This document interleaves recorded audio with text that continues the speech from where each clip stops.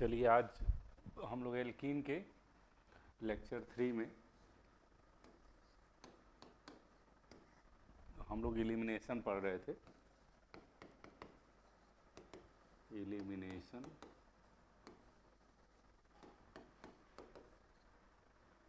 Reactions हम लोग पढ़ रहे थे। एलिमिनेशन रिएक्शंस में भी हम लोग कौन सा एलिमिनेशन, बीटा एलिमिनेशन पढ़ रहे थे। और बीटा एलिमिनेशन हमने बताया था आपको यहाँ पे कितने तरह का भाई, E1,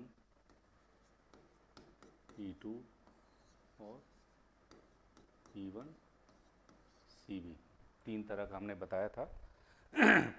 E1 रिएक्शन के बारे में पूरा हम लोग डिटेल में पढ़ लिया था। E1 रिएक्शन के बारे में पूरा डिटेल में हम लोगों ने पढ़ लिया था। आज हम लोग E2 और E1 CB के बारे में देखेंगे। E2 और E1 CB रिएक्शन के बारे में हम लोग डिस्कस करेंगे। E1 रिएक्शन के बारे में हमने बता दिया था, इसमें कार्बोकैटायन इंटरमीडिएट बनता है। कार्बोकैटायन बनने का इसमें जो रेट होता है वो कार्बोकैटायन की स्टेबिलिटी पे डिपेंड करता है। जो रेट होता है वो सिर्फ एल्किल हैलाइड के कंसंट्रेशन पे भी केवल डिपेंड करता है। ठीक है, अब हम लोग आते हैं E2 रिएक्शन पे।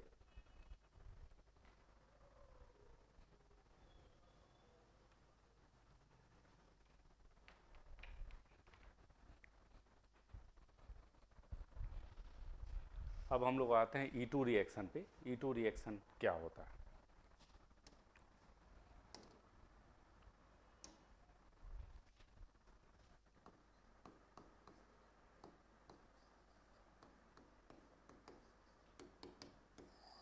E2 रिएक्शन के बारे में हम लोग देखते हैं। E2 रिएक्शन क्या है? देखिए, हमने बताया था आपको CH3 CH2 Br का रिएक्शन आप यदि एल्कोहलिक KOH या NaOH के साथ कराएंगे तो ये आपका एल्कीन बन जाता है। ठीक है, यानी कि the reaction of ethyl bromide with alcoholic QH या NaOH, alcoholic QH और NaOH is an example of E2 elimination। E2 elimination का ये बहुत सिंपल सा एग्जाम्पल है। ठीक है, और इसका जब हम लोग मैकेनिज्म देखते हैं, जब तो देखिए इसका मैकेनिज्म क्या होगा।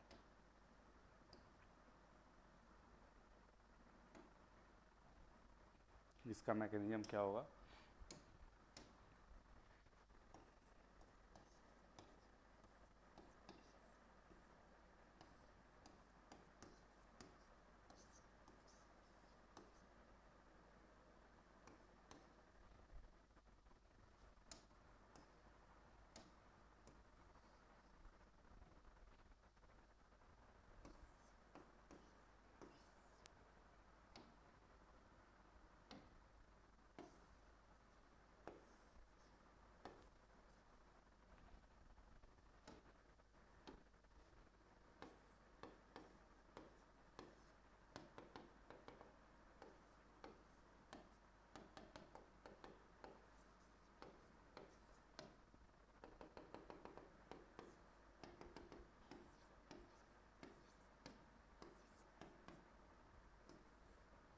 ये आपका ट्रांजिशन स्टेट बनता है। ये आपका ट्रांजिशन स्टेट इसमें बनता है। ठीक है, इस ट्रांजिशन स्टेट में देखिए, इस ट्रांजिशन स्टेट में क्या क्या हो रहा है? ये breaking of bond formation, base जो होता है, ये जो बेस है, ये धीरे धीरे ये बीटा हाइड्रोजन को, ये अल्फा है और ये बीटा हाइड्रोजन को धीरे धीरे अपसेट करता है, धीरे धीरे टूटता है, धीरे धीरे Br भी टूटता है। ये आपका ट्रांजिशन स्टेट बनता है। ठीक, और उसके बाद आपका ये प्रोटीन बन जाएगा। 1 स्टेप प्रोसेस होता है, ट्रांजिशन स्टेट के थ्रू प्रोसीड करता है। ठीक, यानी CH बीटा हाइड्रोजन का और लिविंग ग्रुप का बॉन्ड ब्रेकिंग एक साथ होता है, और साथ ही साथ यहाँ पे फ्लोरीन, यहाँ ये डबल बॉन्ड आ जाता है। ठीक है, तो ये आपका E2 रिएक्शन होता है, ठीक है। क्योंकि एक ही स्टेप वन स्टेप प्रोसेस है ये, वन स्टेप मैकेनिज़्म है ये वन स्टेप मैकेनिज़्म है। तो वन स्टेप मैकेनिज़्म होने का यही इसका रेट डिटरमाइनिंग स्टेप भी है। और जब रेट डिटरमाइनिंग स्टेप है तो क्या होगा भाई, जब रेट डिटरमाइनिंग स्टेप है तो क्या होगा, इस रेट डिटरमाइनिंग स्टेप में एल्किल हैलाइड भी मौजूद है और बेस भी मौजूद है। इसलिए जो रेट होगा वो दोनों के कंसंट्रेशन पे डिपेंड करेगा। एक तो एल्किल हैलाइड के और दूसरा बेस के, दोनों के कंसंट्रेशन पे डिपेंड करता है। इसीलिए हम इसको बाई मॉलिकुलर रिएक्शन कहते हैं। इसीलिए हम इसको क्या कहते हैं, by molecular reaction, by molecular reaction कहलाता है ये। इसीलिए हम इसको बाई मॉलिकुलर रिएक्शन कहते हैं, ठीक है।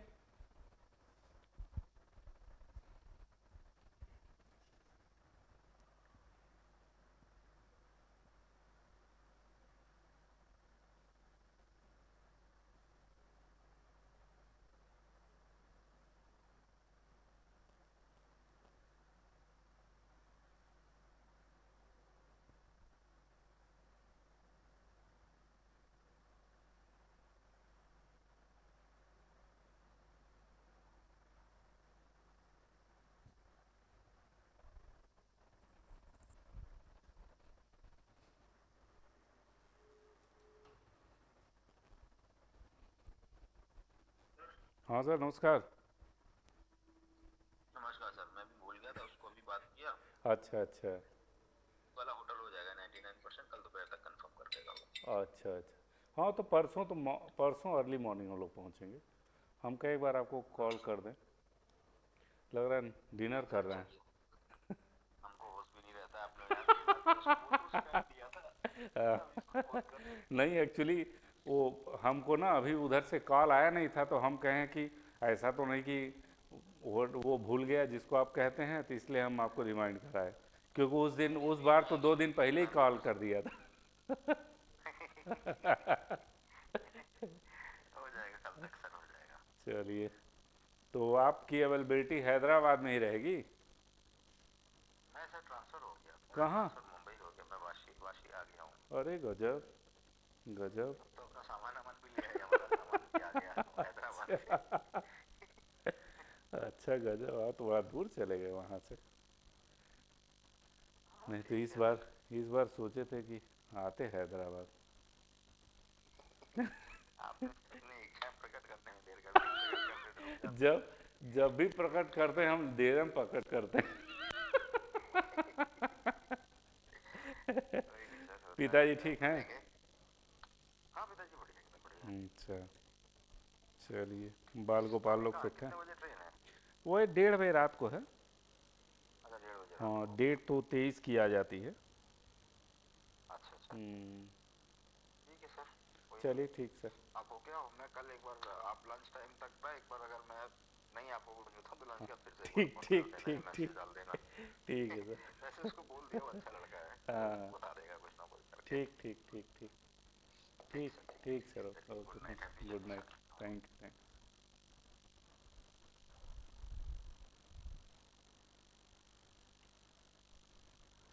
प्रकाश जी आ गए भाई, चलिए।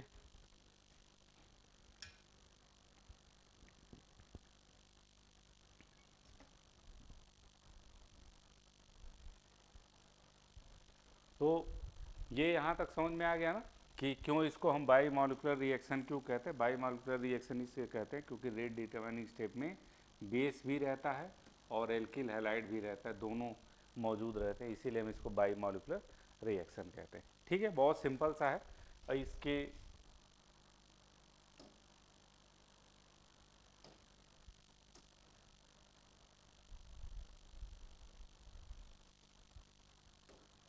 इसके अगर इनर्जी प्रोफाइल डायग्राम बनाएं, एनर्जी प्रोफाइल डायग्राम बनाएं, देखिए बहुत सिंपल सा डायग्राम बनेगा इसमें। ये आपका होता है एनर्जी और ये आपका होता है progress of reaction, progress of reaction. ठीक है, और इसमें हमने बताया था आपको ये आपका सबस्ट्रेट होता है, ये आपका प्रोडक्ट, प्रोडक्ट में क्या बना भाई, CH2 डबल बॉन्ड CH2, ये आपका क्या है ट्रांजिशन स्टेट, और ये आपका रिएक्टेंट है यानी कि CH3 CH2 Br और प्लस OH माइनस, ये आपका रिएक्टेंट है। तो ये एनर्जी प्रोफाइल डायग्राम बनता है। ठीक है, और ये तो आप जानते हैं कि ये एक्सो इंडोथर्मिक रिएक्शन होता है, तो प्रोडक्ट की एनर्जी ज़्यादा होती है, रिएक्टेंट की एनर्जी कम होती है, तो इसलिए इतनी एनर्जी हमें अलग से देनी पड़ती, इंडोथर्मिक रिएक्शन इसलिए होता है ये। ठीक है,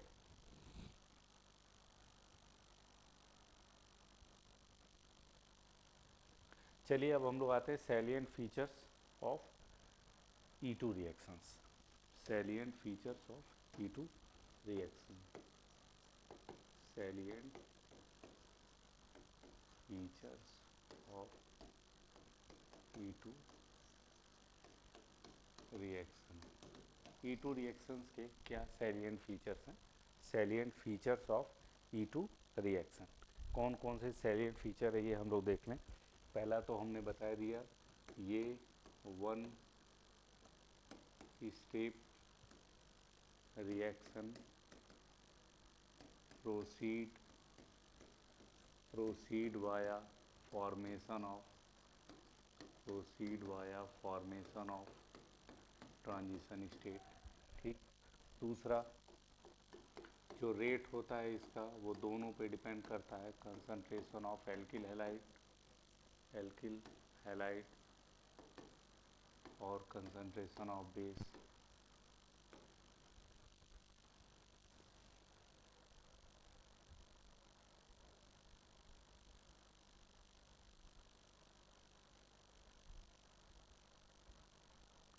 ठीक है, यानी that is by molecular reaction, that is by molecular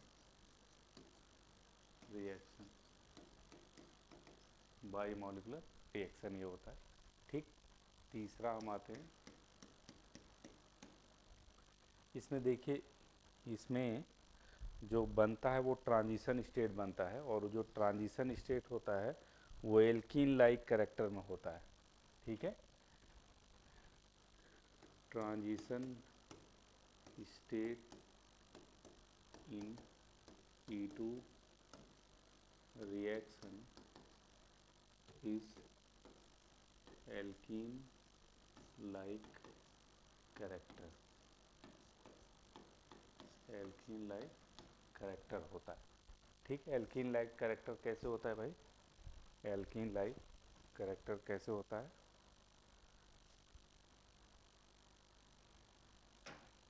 alkene like character कैसे होता है, जैसे हमने ये दिया था ना CH2, ये धीरे धीरे निकल रहा है,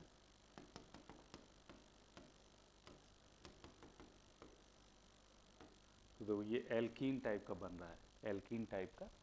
ये यहाँ हमारा बेस था, तो ये जो ट्रांजिशन स्टेट है ये एल्कीन लाइक है, और ये भी क्लियर है कि जो रिएक्शन रेट होगा, वो रिएक्शन जो रेट होगा वो डायरेक्टली प्रोपोर्शनल होगा स्टेबिलिटी ऑफ ट्रांजिशन स्टेट। जितना स्टेबल ट्रांजिशन स्टेट बनेगा, जितना स्टेबल ट्रांजिशन स्टेट बनेगा, स्टेबिलिटी उतनी ही, मतलब रेट ऑफ रिएक्शन उतना ही ज़्यादा होगा। अब rate stability of transition state किस बात पे डिपेंड करेगी, चूँकि एल्कीन लाइक कैरेक्टर है तो आप जानते हैं एल्कीन की जो स्टेबिलिटी होती है, stability of alkene, stability of alkene is directly proportional to, या हम ऐसे कहते हैं एल्कीन की जो स्टेबिलिटी है ना डिपेंड करती है कि कितना सब्स्टिट्यूटेड एल्कीन है, कितना सब्स्टिट्यूटेड एल्कीन है, कितना सब्स्टिट्यूटेड एल्कीन है उस पर डिपेंड करता है। ठीक है, जैसे मान लीजिए कि हम इसकी बात करें, ध्यान दीजिएगा,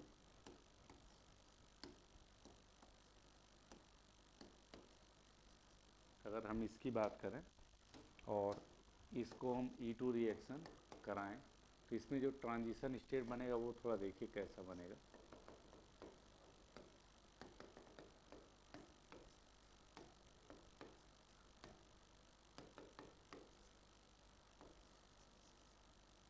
ये इस टाइप का ट्रांजिशन स्टेट बनेगा, alkene like transition state.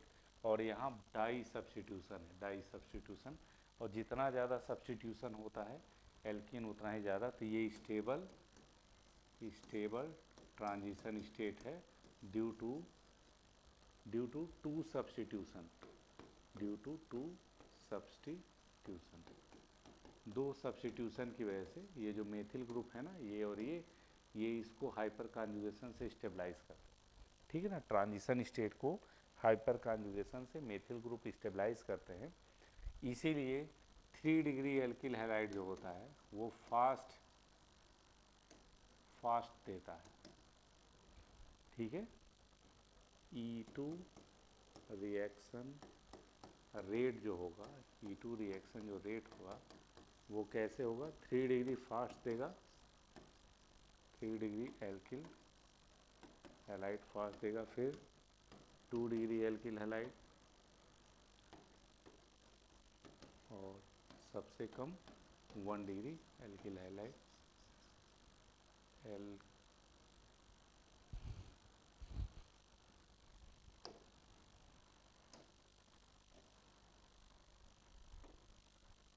Alkyl halide. ठीक है, ये ऑर्डर होगा 3 डिग्री, 2 डिग्री, 1 डिग्री। और यही ऑर्डर ऑलमोस्ट किसका था, ईवन रिएक्शन का भी सेम ऑर्डर था, लेकिन वजह अलग अलग होती है। ये ध्यान रखिएगा, वजह अलग अलग होती है। ठीक है, वजह हमेशा अलग होती है। ठीक, वहाँ पे कार्बोकैटायन की स्टेबिलिटी पे डिपेंड कर रहा था, यहाँ पे ट्रांजिशन स्टेट की स्टेबिलिटी पे डिपेंड करेगा।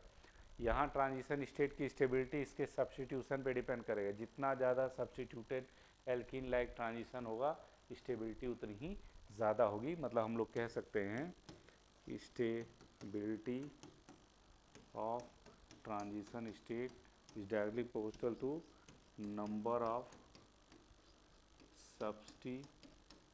substitution on alkene like transition state. Alkene like जो ट्रांजिशन स्टेट बन रहा है उसमें कितना सब्स्टिट्यूशन है इस बात पे डिपेंड करेगा। जितना ज़्यादा सब्स्टिट्यूशन होगा एल्कीन लाइक ट्रांजिशन स्टेट उतना ही स्टेबल होगा, रिएक्शन उतना ही तेज जाएगा E2 रिएक्शन। ठीक है, तो इसमें कंफ्यूज मत होइएगा, E1 में भी वही ऑर्डर है। E1 का ऑर्डर इसलिए है कार्बोकैटायन की स्टेबिलिटी पे, E2 का ऑर्डर भी सेम है, वो एल्कीन लाइक ट्रांजिशन स्टेट की स्टेबिलिटी पे। इत्तेफाक से 3 डिग्री कार्बोकैटायन भी ज़्यादा स्टेबल होता है, और इत्तेफाक से 3 डिग्री एल्किल हैलाइड भी एल्कीन लाइक जो ट्रांजिशन स्टेट बनाता है वो स्टेबल बनाता है। ठीक है, क्लियर। नेक्स्ट हम लोग आते हैं mode of attack. Mode of attack या ऐसे कह रहे हैं,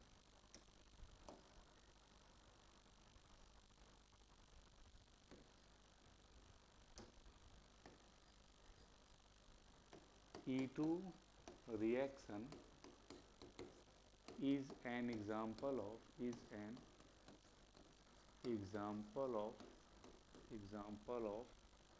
anti-elimination,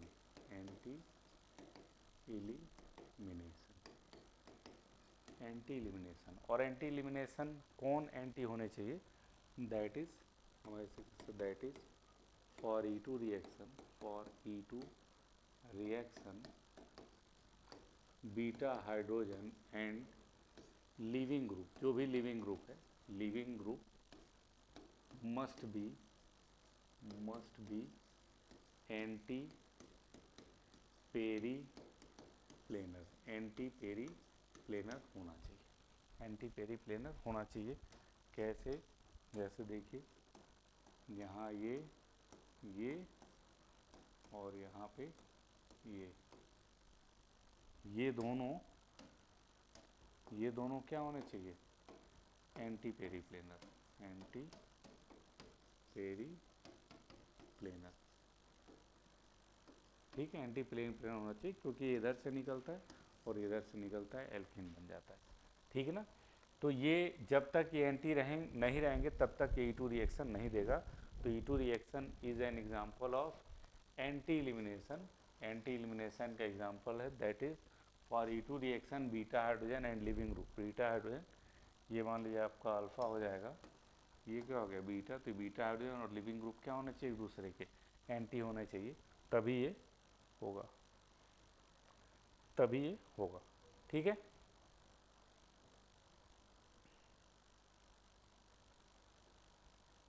तभी ये होगा, ठीक है। क्लियर? क्लियर है?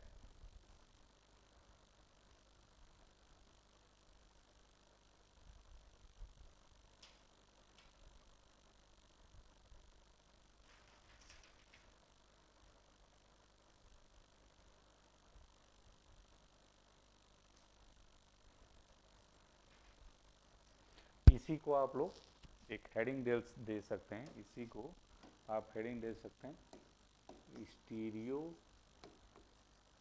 Chemistry, chemistry of E2 reaction, E2 reaction, E2 reaction की स्टीरियो केमिस्ट्री, E2 रिएक्शन की स्टीरियो केमिस्ट्री। तो दोनों एंटी पेरी प्लेनर होना चाहिए तभी ये होगा, नहीं तो नहीं होगा, ठीक है।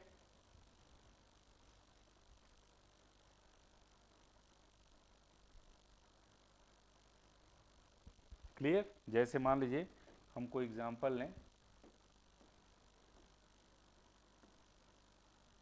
मान लीजिए यहाँ Br एबव पे है और यहाँ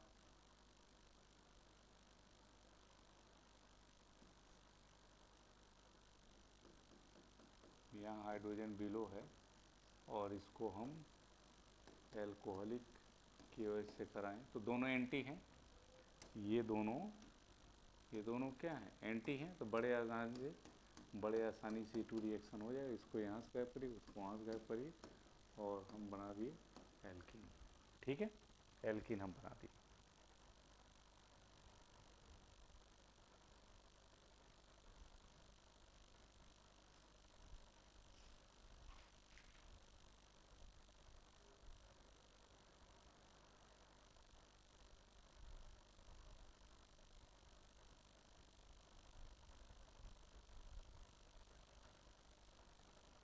ठीक है,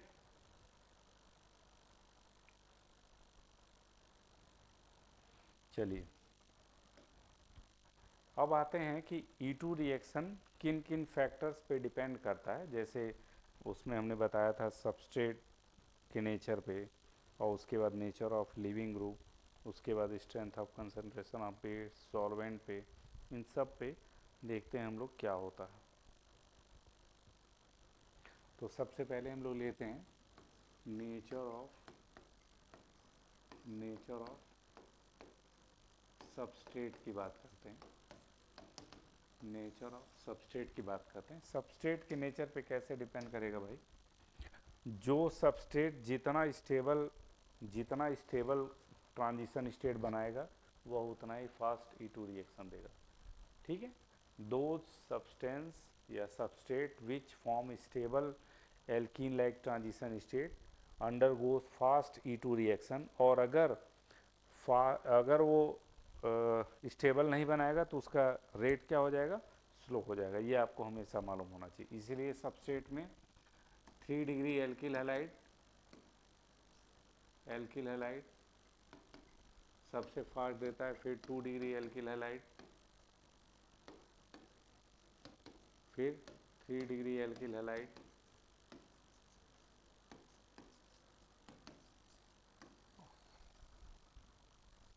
सॉरी 3 डिग्री नहीं, ये 1 डिग्री है, 1 डिग्री एल्किल हैलाइड ये देता है, क्योंकि 3 degree alkyl halide stable cyclic intermediate sorry transition state बनाता है, 2 डिग्री उससे कम स्टेबल, 1 डिग्री सबसे कम स्टेबल, इसलिए ऑर्डर होता है, सबस्ट्रेट के नेचर पे डिपेंड करता है।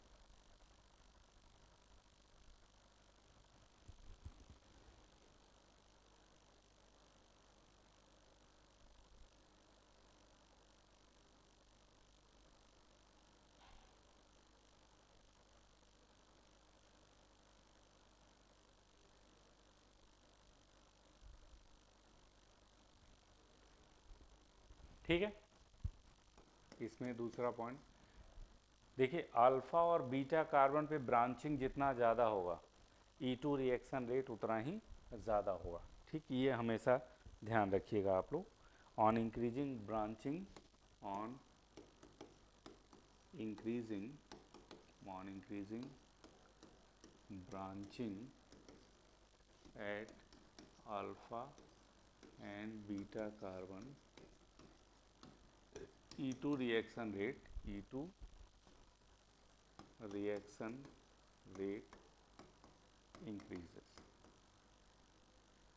इंक्रीज कर जाता है। ठीक है, जैसे हमारा ये फॉर एग्जांपल अगर लें, जैसे 3 डिग्री कार्बोकैटायन लें, जैसे मान लीजिए हमने 3 डिग्री कार्बोकैटायन लिया, तो इसमें देखिए, इसमें अल्फा कार्बन पे ब्रांचिंग ज़्यादा है ना, 1 2 3 ब्रांचिंग है, इसलिए E2 रिएक्शन क्या देता है, E2 रिएक्शन क्या देता है, फास्ट देता है, और बहुत आसानी से एल्कीन ये बन जाता है।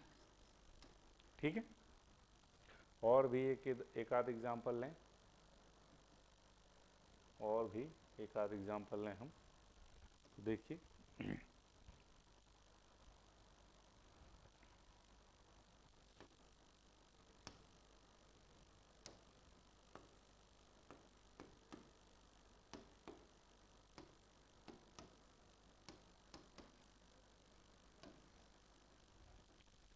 ये भी E2 रिएक्शन फास्ट देगा। फास्ट क्यों देगा भाई, क्योंकि इसमें अल्फ़ा पे नहीं बीटा पे ब्रांचिंग बढ़ गई। ठीक है, एक्चुअली अल्फ़ा और बीटा पे ब्रांचिंग होने से क्या होगा, मोर substituted alkene like transition state बनेगा। इसके होने से क्या होगा, इसके होने से क्या होगा, मोर substituted alkene like transition state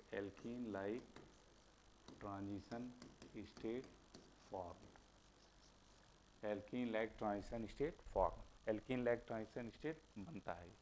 ठीक है, एल्कीन लाइक ट्रांजिशन स्टेट ज़्यादा बनता है, चाहे अल्फ़ा पे सब्स्टिट्यूशन हो तब भी मोर सब्स्टिट्यूटेड बनेगा, और बीटा पे देखिए डबल बॉन्ड यहीं डबल बॉन्ड आएगा, तो ये इसका सब्स्टिट्यूशन है, हाइपर कॉन्जुगेशन के से एल्कीन लाइक ट्रांजिशन स्टेट की स्टेबिलिटी को बढ़ाएगा। ठीक है ना, तो सबस्ट्रेट के नेचर पे ऐसे ही डिपेंड करता है कि सबस्ट्रेट जितना stable alkene like transition state बनाएगा उतना ही तेज़ी से E2 रिएक्शन होगा। दूसरा हम लोग आते हैं next, nature of leaving group,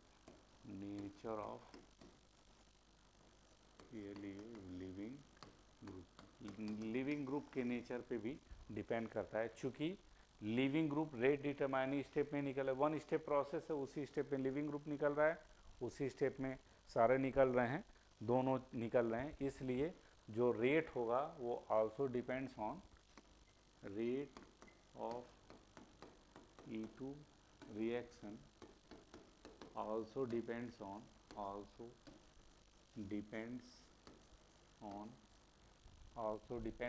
किसके, लिविंग एबिलिटी ऑफ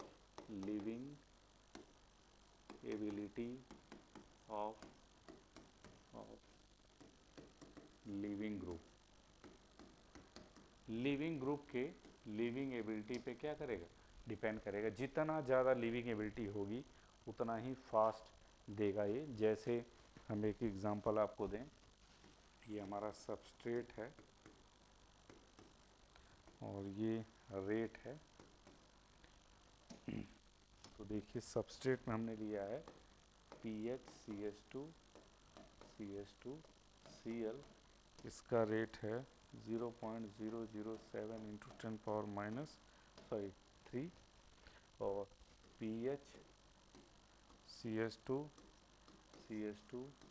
Br इसका रेट है 4.2 इंटू 10⁻³ और तीसरा है pH CH2 आयोडीन है तो इसका है 27 × 10⁻23। तो आप खुद देख सकते हैं इन तीनों में सिर्फ अंतर किसका है, यहाँ Cl है, यहाँ Br है, यहाँ I है। आयोडीन की लिविंग एबिलिटी ज़्यादा होती है इसलिए ये फास्ट रिएक्शन दे रहा है। रेट देखिए 27 है, यहाँ 4.2, इसका बहुत कम है 0.007। ठीक, बात समझ। तो लिविंग एबिलिटी बढ़ रही है, इधर से इधर जा रहे हैं तो क्या हो रहा है, लिविंग एबिलिटी इंक्रीज हो रही है, एबिलिटी इंक्रीज हो रही है।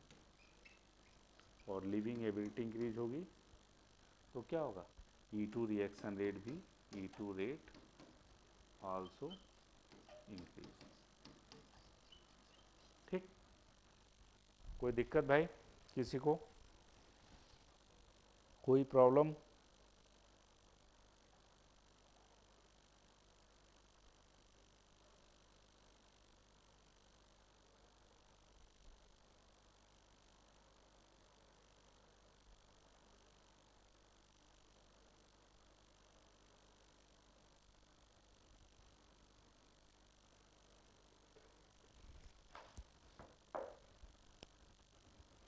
ठीक है, नेक्स्ट आइए,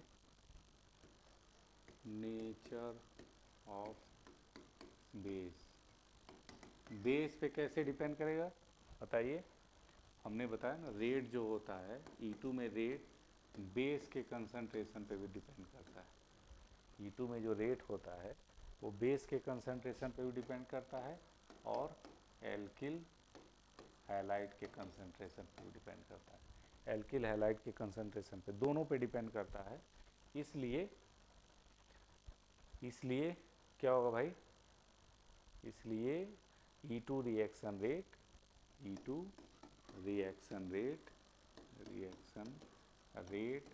is directly proportional to concentration of base। Base का कंसंट्रेशन बढ़ाएंगे तो E2 रिएक्शन रेट भी बढ़ेगा। लास्ट आते हैं नेचर ऑफ सॉल्वेंट। ठीक है, नेचर ऑफ सॉल्वेंट की बात करें तो जनरली E2 रिएक्शन जो होता है ना, वो पोलर प्रोटिक सॉल्वेंट में, पोलर एप्रोटिक सॉल्वेंट में ज़्यादा फेवर करता है। ठीक है ना, ये भी सॉल्वेंट पोलरिटी के डायरेक्टली प्रोपोर्शनल होता है।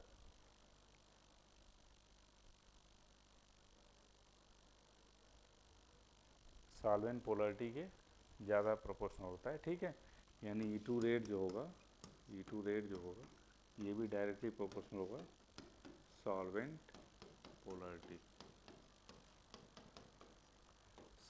पोलरिटी पे, ये भी डिपेंड करता है। जितना ज़्यादा सॉल्वेंट पोलर होगा उतना ही तेज ये रिएक्ट करेगा। ये इसमें एक चीज़ और होती है और वो होती है टेम्परेचर। ये कभी कभी पूछा जाता है, टेम्परेचर का E2 रिएक्शन पे क्या प्रभाव पड़ता है। टेम्परेचर का E2 रिएक्शन पे क्या प्रभाव पड़ता है टेम्परेचर का। जैसे मैं बताया ना, elimination reactions are endothermic in nature. ये इंडोथर्मिक होते हैं, मतलब हमें एनर्जी देनी पड़ती है।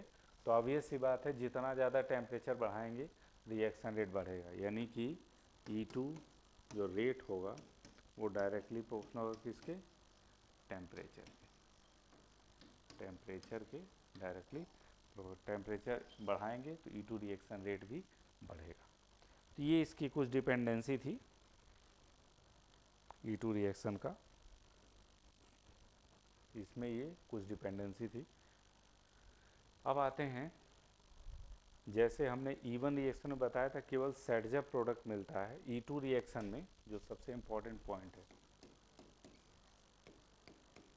E2 reaction govern by both से गवर्न होते हैं Sadjeff rule and Hofmann rule. Saytzeff rule और हाफमान रूल दोनों से गवर्न होता है। सैडजेफ रूल से भी गवर्न होता है, हाफमान रूल से। वहाँ जो इवन रिएक्शन था वो सिर्फ किससे गवर्न होता था? सैडजेफ रूल, यानी केवल सैडजेफ प्रोडक्ट बनता था। मतलब हम लोग कह सकते हैं that is in E2 reaction both Saytzeff and Hoffman product are formed depending on the structure of substrate के स्ट्रक्चर पे डिपेंड करता है और किस पे डिपेंड करता है? नेचर ऑफ बेस पे भी डिपेंड करता है, नेचर ऑफ लिविंग ग्रुप पे डिपेंड करता है। ये तीनों चीज़ पे डिपेंड करता है कि हॉफमैन बने सैडजेफ बनेगा। ये तीनों चीज़ पे डिपेंड करता है, सबस्ट्रेट के स्ट्रक्चर पे, दूसरा लिविंग ग्रुप पे, और तीसरा बेस पे, चौथा लिविंग ग्रुप पे, तीसरा बेस पे। ये तीनों चीज़ों पे डिपेंड करता है। कैसे डिपेंड करता है उसको हम लोग देख लेते हैं। कौन से condition, most of the cases में, in most of the E2 reaction, हम ऐसे लिख सकते हैं, in most of the E2 reaction, Saytzeff product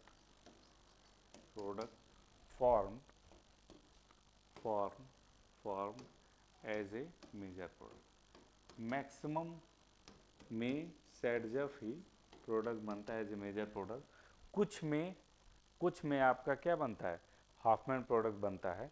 सिर्फ हम उन कंडीशंस को बता दे रहे हैं जिन कंडीशंस में हाफमैन प्रोडक्ट बनता है। सिर्फ उन कंडीशंस को हम बता दे रहे हैं किस कंडीशन में हाफमैन प्रोडक्ट बनता है। ठीक है, तो हम लेते हैं कंडीशंस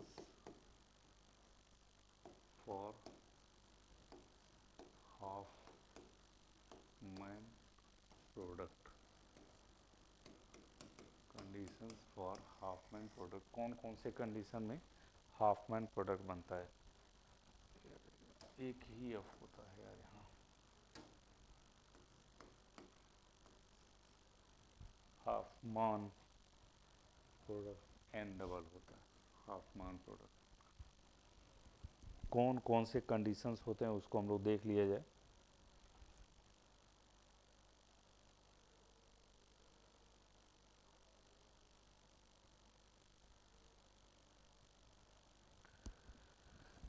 पहला जो कंडीशन होता है, केस फर्स्ट,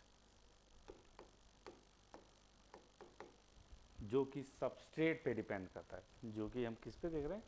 सबस्ट्रेट पे हम लोग देख रहे हैं, सबस्ट्रेट पे डिपेंडेंसी होती।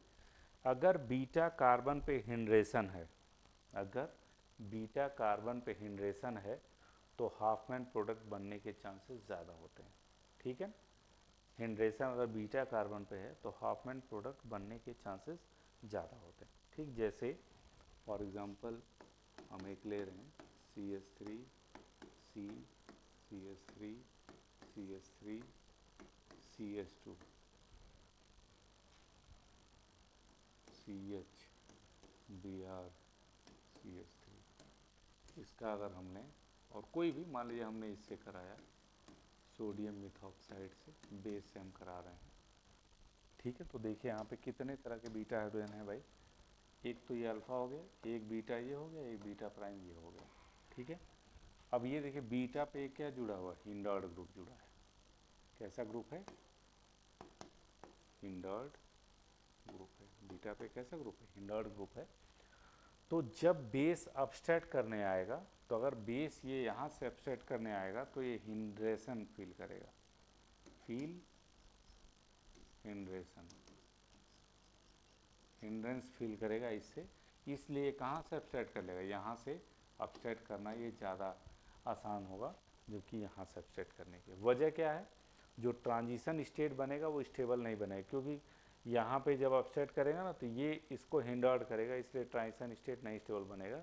अगर हिंड्रेशन यहाँ है इसमें क्या होगा, लेस स्टेबल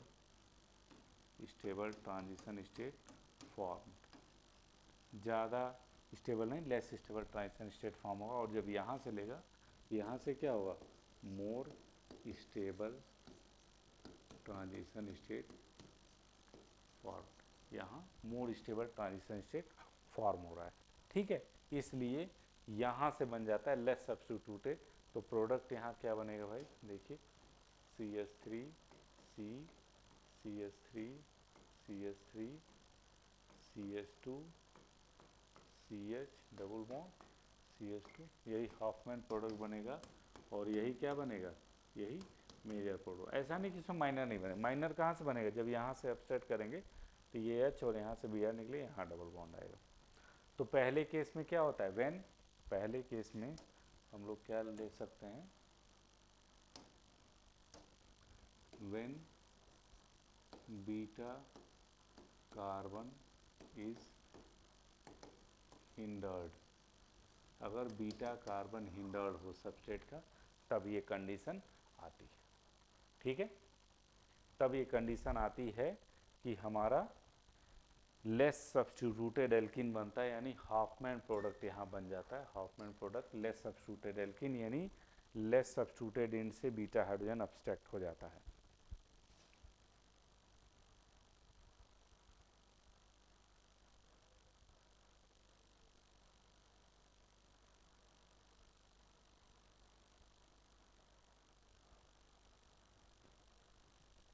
ठीक है। केस, अब दूसरा केस लेते हैं, केस सेकेंड की बात करें, केस सेकेंड की, व्हेन बेस इज हिंडर्ड, अगर बेस ही हिंडर्ड हो, जैसे सपोज करिए कि हमारे पास ये है Br और यहाँ CH3 और हम बेस देखिए ये लिए CH3 C CH3 CH3 O पे माइनस Na पे प्लस, ठीक है। तो यहाँ पे देखिए, यहाँ ये बेस काफ़ी बड़ा है ना, ये बल्कि बेस है, क्या है, बल्कि बेस है। यहाँ पे अल्फा हाइड्रोजन, ये बीटा प्राइम और ये मान लीजिए बीटा 2 तरह का है। तो अगर ये बेस यहाँ से अपसेट करने जाएगा तो चूंकि ये बल्कि है तो इनसे हिंड्रेशन फील करेगा, इनसे क्या फील करेगा, हिंड्रेशन, ठीक है। यहाँ हिंड्रेंस फील करेगा, फील हिंड्रेंस, ठीक। और हिंड्रेंस फील करेगा तो less stable transition state form, इसमें जो ट्रांजिशन स्टेट बनेगा वो लेस स्टेबल बनेगा, लेकिन यही जब यहाँ से करेगा तो ये ज़्यादा फीजिबल है, आसानी से हो जाएगा। यहाँ हिंड्रेशन नहीं रहेगा तो यहाँ से ट्रांजिशन स्टेट ज़्यादा स्टेबल होगा, ठीक। तो क्या बनेगा यहाँ से भाई बताइए, किनारे से निकाल दीजिए, तो ये CH3 CH3 CH double bond CH2, ये कैसा प्रोडक्ट है, हाफमैन प्रोडक्ट, और ये प्रोडक्ट क्या होगा भाई, मेजर होगा। तो चाहे बीटा कार्बन पे हिंड्रेशन हो जाए या फिर बेस हिंडर्ड हो जाए, दोनों केस में लेस हिंडर्ड बीटा हाइड्रोजन ही एलिमिनेट होता है, और less hindered beta hydrogen eliminate होगा तो ऑब्वियस सी बात है क्या बनेगा भाई,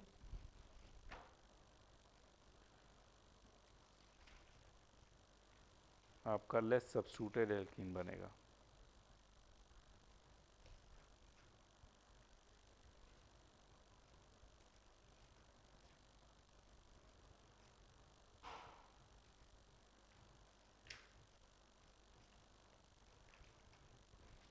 ठीक है, क्लियर। नेक्स्ट केस पे हम आते हैं, नेक्स्ट केस में तीसरा केस जो होता है, when leaving group is poor, like fluorine NR3 पे प्लस, SR2 पे प्लस, ये इस तरह ये तीनों जब रहते हैं तब भी आपका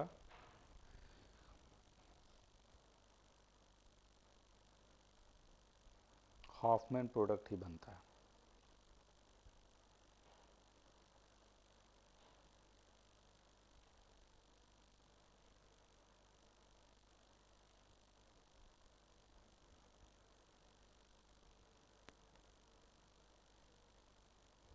ठीक है, जैसे मान लीजिए फॉर एग्जांपल लें CH3 CH2 CH fluorine CH3 और यहाँ हमने बेस लिया कोई, मान लीजिए यही ले लिया C2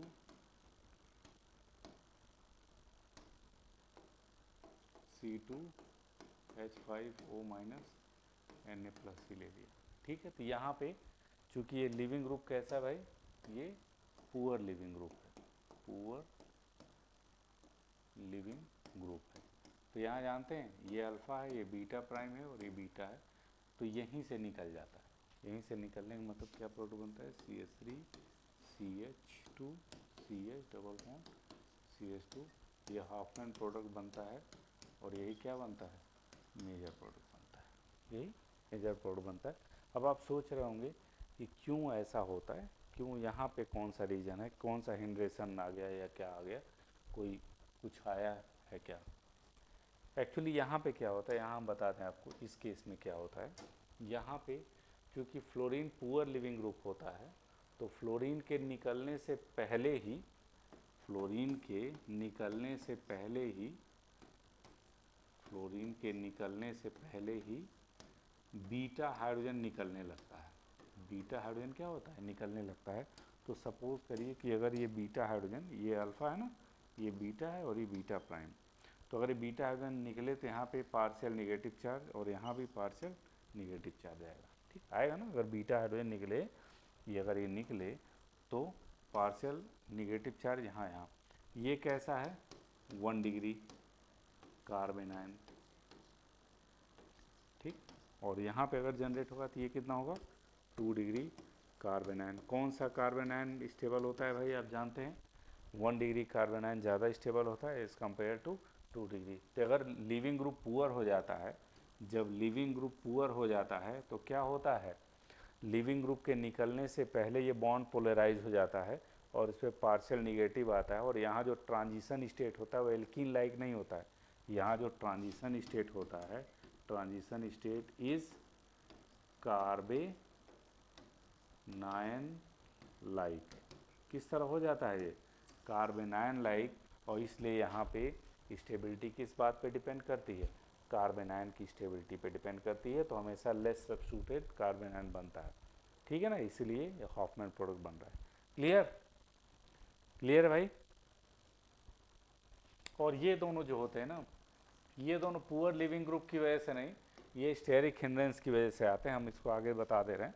देखिए ये दोनों जो होते हैं, मान लीजिए CH3 CH3 है और यहाँ CH, यहाँ Br है और यहाँ मान ली सॉरी Br नहीं, यहाँ लिविंग ग्रुप आपका N R R R इस पे प्लस है और यहाँ CH3 है, और हमने कोई बेस लिया C2H5O minus Na plus, C2H5O minus Na plus. ठीक, तो यहाँ देखिए यहाँ पे क्या हो रहा है, यहाँ पे ये भी हिंडर्ड ग्रुप है और यहाँ भी इधर भी क्या है, हिंड्रेशन है। तो ये अल्फ़ा है, ये बीटा प्राइम है और ये बीटा है। तो ऑब्वियस सी बात है ये बड़ा ग्रुप है, अगर ये यहाँ से आएगा आप सेट करने तो फील हिंड्रेशन या हिंड्रेंस फील करेगा, क्योंकि इसका भी और इसका भी, दोनों का। और अगर हिंड्रेंस फील करेगा तो फॉर्म लेस स्टेबल क्या ट्रांजिशन स्टेट, और जब ये यहाँ से करेगा तो कम से कम केवल इसी का हाइड्रेशन है, इधर का हाइड्रेशन नहीं। इसलिए कहाँ से करता है, यहाँ से कर लेता है, चाहे ये ग्रुप हो चाहे वो वाला ग्रुप हो, एस वाला ग्रुप हो। तो यहाँ जो प्रोडक्ट बनेगा वो आपका ये बन जाता है। यहाँ भी कौन सा प्रोडक्ट बना, हाफमैन प्रोडक्ट बना, और यही क्या बनता है, मेजर बनता है। तो ये कुछ कंडीशंस है जहाँ पे हाफमैन प्रोडक्ट जो होता है बनता है। इसके अलावा बाकी सब कंडीशंस में हाफमैन प्रोडक्ट नहीं बनता है, सेटजर प्रोडक्ट बनता है, ये ध्यान रखिएगा। बाकी सब कंडीशन में सेटजर प्रोडक्ट बनता है।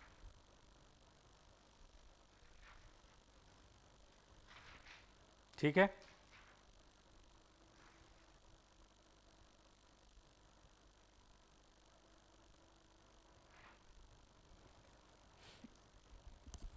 ठीक। चलिए नेक्स्ट आइए, अब हम लोग आते हैं एक बचा, और वो है E1CB रिएक्शन। E1CB रिएक्शन मतलब elimination via conjugate base mechanism. Elimination via conjugate base mechanism मतलब elimination via conjugate base mechanism, conjugate base mechanism. ये अब देखिए इसमें E1CB रिएक्शन कब होगा ये थोड़ा सा आपको मालूम होना चाहिए, किस किस कंडीशन में E1CB रिएक्शन होगा और किस कंडीशन में E1CB नहीं होगा। इसको आपको ध्यान देना चाहिए, किस में होगा और किस में नहीं होगा, किस में होगा और किस में नहीं होगा, इसको थोड़ा सा आपको ध्यान देना चाहिए। तो हम देखें E1CB रिएक्शन होने के लिए क्या क्या ज़रूरी चीज़ है। 3 कंडीशन होता है, 3 conditions.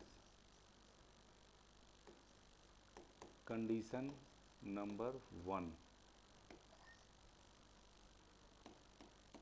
Condition number 1, base is strong, base क्या हो, स्ट्रॉन्ग हो। Condition number 2, condition number 2, leaving group, leaving group is poor, leaving group क्या हो, पुअर हो। और condition number 3, number 3, condition number 3 होता है बीटा कार्बन पे एक इलेक्ट्रॉन विड्राइंग ग्रुप हो, presence of electron withdrawing group on beta carbon. ये 3 कंडीशन हैं। और for E1CB reaction, E1CB reaction के लिए इन 3 कंडीशन में से कम 2 कंडीशन को फुलफिल होना पड़ेगा, ये ध्यान रखिएगा। ये नहीं कि तीनों फुलफिल होना है, ये नहीं है यहाँ पे कि तीनों फुलफिल होना है। कितना फुलफिल होना है, इन 3 में से 2 फुलफिल होना है। For E1CB reaction at least 3 two conditions must be fulfilled, must be fulfilled। 3 में से 2 फुलफिल होना चाहिए, मतलब या तो बेस स्ट्रांग हो, लिविंग ग्रुप पुअर हो, या तो लिविंग ग्रुप पुअर हो, इलेक्ट्रॉन विड्राइंग ग्रुप हो बीटा हाइड्रोजन पे, या बेस स्ट्रांग हो और इलेक्ट्रॉन विड्राइंग ग्रुप हो। मतलब इन 3 में से 2 का होना जरूरी है E1CB रिएक्शन के लिए। केवल एक रहेगा तो कोई फर्क नहीं पड़ेगा, E1CB नहीं होगा। इन 3 में से 2 होना चाहिए E1CB के लिए।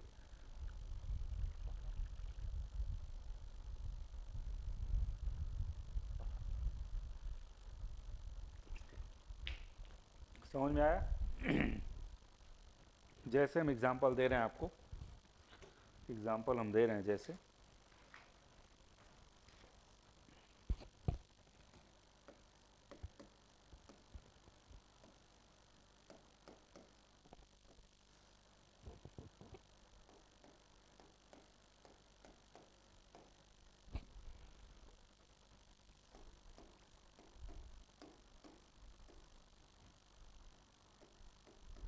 जैसे ये एग्जांपल है, इसमें देखिए क्या हो रहा है,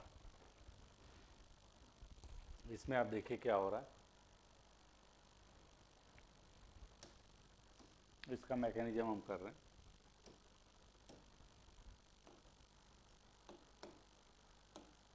मैकेनिज्म हम लोग देखें इसका, देखिए यहाँ पे फ्लोरीन लिविंग ग्रुप है और यहाँ पे H जो है वो बीटा हाइड्रोजन है।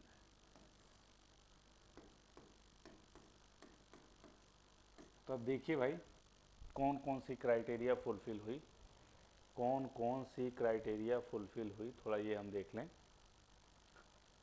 इवन सीबी रिएक्शन में क्या होता है ना, लिविंग ग्रुप के निकलने से पहले यहाँ देखिए ये क्या है, पुअर लिविंग ग्रुप, पुअर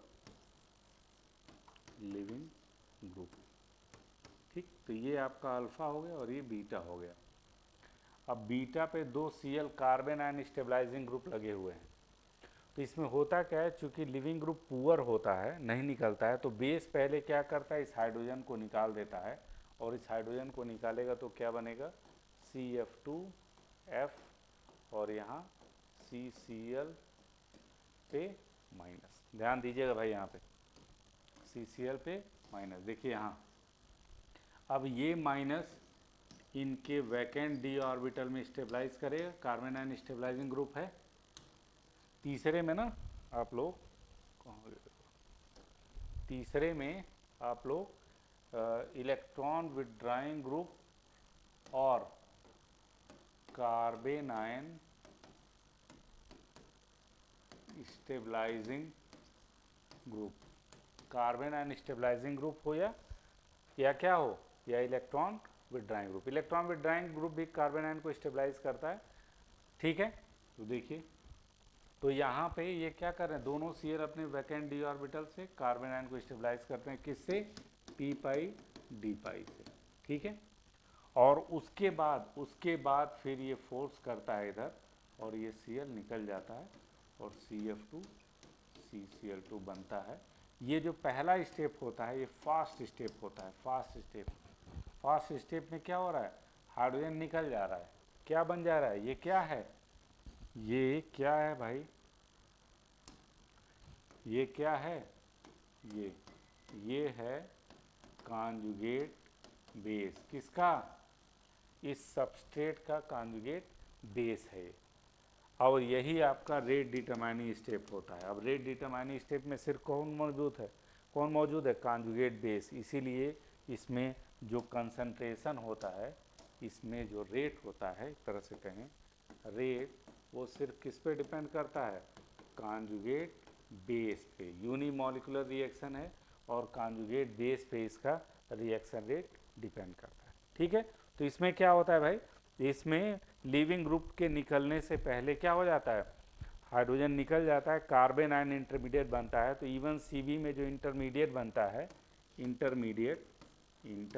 यहाँ ट्रांजिशन स्टेट नहीं बन रहा है भाई, इंटरमीडिएट बन रहा है, कौन सा, कार्बन आयन इंटरमीडिएट यहाँ बन रहा है, ठीक है। ऐसे ही हम एक आध एग्जाम्पल और दिखा सकते हैं, जैसे देखिए एक एग्जाम्पल और हम दे रहे हैं,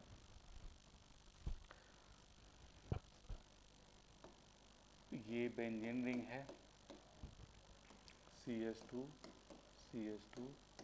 F C2H5O माइनस। देखिए भाई यहाँ देखिए alpha beta leaving group poor, और ये क्या है, बीटा पे कार्बन आयन स्टेबलाइजिंग ग्रुप है, ठीक है। बेस क्या करेगा, हाइड्रोजन पहले अपसेट करेगा, तो PH CH माइनस CH2F, ठीक। ये कार्बन आयन को बेंजीन रिंग स्टेबलाइज करेगा, फिर ये इधर फोर्स करेगा, F निकल जाएगा, तो PH CH double bond CH2। तो 2 क्राइटेरिया फुलफिल होना चाहिए, 3 में से आउट ऑफ 3 2 क्राइटेरिया फुलफिल होना चाहिए। और 3 क्राइटेरिया क्या हैं, लिविंग ग्रुप पुअर हो, दूसरा बेस स्ट्रांग हो, तीसरा carbanion stabilising group beta carbon पे लगा हो, इलेक्ट्रॉन विड्रॉइंग ग्रुप या कार्बन आयन स्टेबलाइजिंग ग्रुप लगा हुआ हो। ठीक, ये 3 क्राइटेरिया हैं E1CB के लिए। ठीक है, बात समझ में आई। एक और हम एग्जांपल दे रहे हैं इसका, जैसे ये है,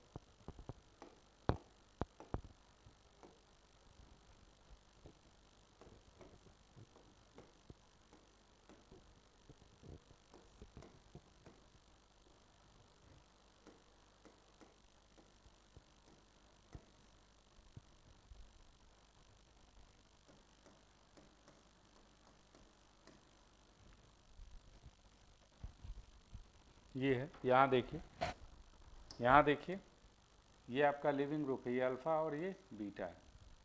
ठीक है,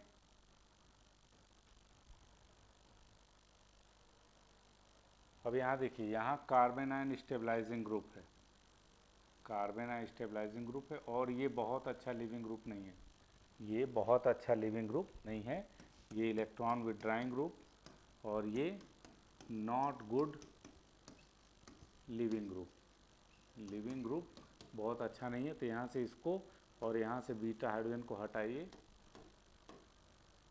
और आराम से यहाँ NO2 और ये आपका प्रोडक्ट बन जाएगा। ठीक, तो E1CB रिएक्शन बहुत बढ़िया रिएक्शन है। इसमें बस एक बात का ध्यान रखना है, इन E1CB रिएक्शन, इन E1CB reaction always half main product formed, half main product formed। ठीक है, तो अब आप देख सकते हैं E1 रिएक्शन में केवल सेडजप प्रोडक्ट बन रहा था, E1CB रिएक्शन में केवल हाफमैन प्रोडक्ट बन रहा है। केवल E2 रिएक्शन ऐसा है जिसमें सेडजप भी बन सकता है, हाफमैन भी बन सकता है, डिपेंड करता है कि कैसा हमारा सबस्ट्रेट है, कैसा हमारा बेस है, कैसा हमारा लिविंग ग्रुप है, ये तीनों पे डिपेंड करता है। क्लियर?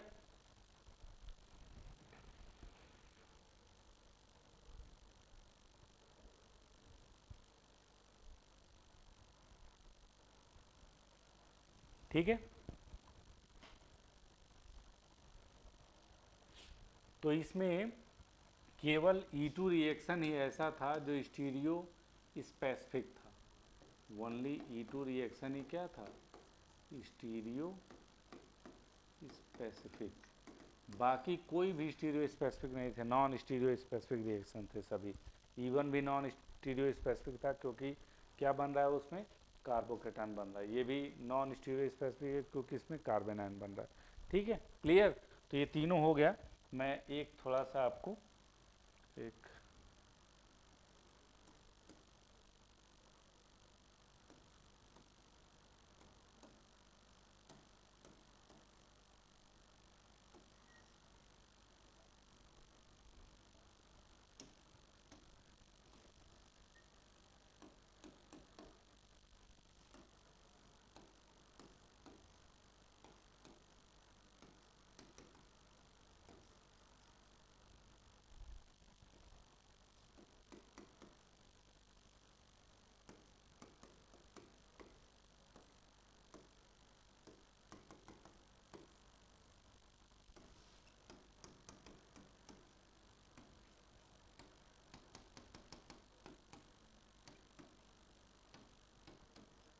ये हमने तीनों को थोड़ा सा बनाया है, इसको थोड़ा सा आप लोग ध्यान दीजिए इन तीनों रिएक्शन पे।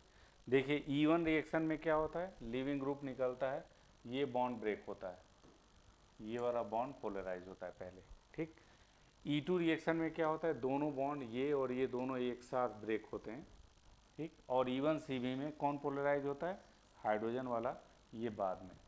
यहाँ दोनों साथ साथ टूटते हैं, यहाँ केवल पहले Br वाला टूटता है और यहाँ केवल पहले बीटा हाइड्रोजन टूटता है, और यहाँ दोनों साथ साथ टूटते हैं। तो ये तीनों को हमने एक थोड़ा फ्रेम में रख के बता दिया है कि कैसे ये तीनों होते हैं।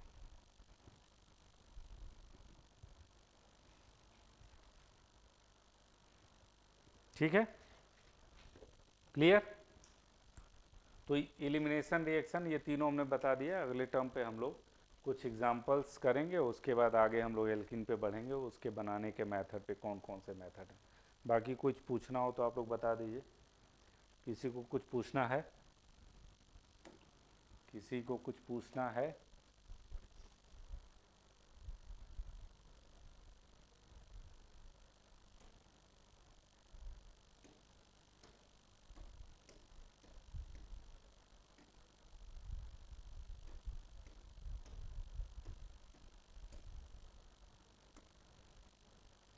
किसी को कुछ पूछना है भाई? बताइए।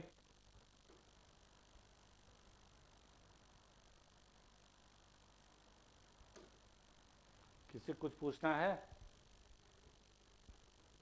कुछ भी?